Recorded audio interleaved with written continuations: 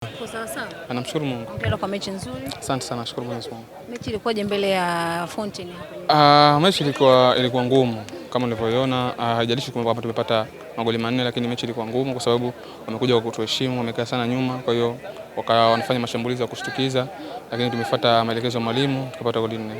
Mmefuzu kwenda kwenye hatua ya robo finali kwenye mashindano haya. Pengine ilikuwa ni rahisi kwa upande wenu?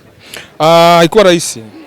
Mashindano haya hatua ya mtoano nataka ucheze kwa tahadhari sana. Kwa hiyo sisi tumekuja kucheza kwa tahadhari kwa sababu inawezekana tukafanya mistake tukafungwa, lakini namshukuru Mwenyezi Mungu tumepata matokeo katika mechi ya leo. Tuendelea kujipanga mechi zinazokuja tufanye vizuri zaidi. Target yenu ni ipi kwenye mashindano haya? Target yetu ni kuchukua hicho kikombe. Kuchukua kikombe na tuweke historia kwenye klabu kwamba katika mashindano haya tumeleta kikombe kwenye klabu. Kila mmoja anakipigania hiki kikombe lakini na kwenye ligi pia ukitazama hamna mwenendo mzuri sana. Pengine unafikiri kwenye hiki haiwapi ugumu wote? Mashindano ni magumu hasa haya mtoano.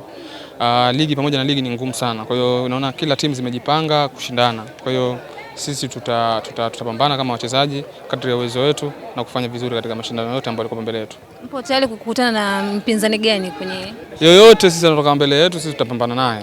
Yoyote anatoka mbele yetu tutapambana naye. Tuseme ndio tukutana na nani wala nani. Kwa hiyo yote anatoka mbele yetu sisi tutapambana naye na Mwenyezi Mungu atatujalia tupate ushindi. Shukrani sana. Asante.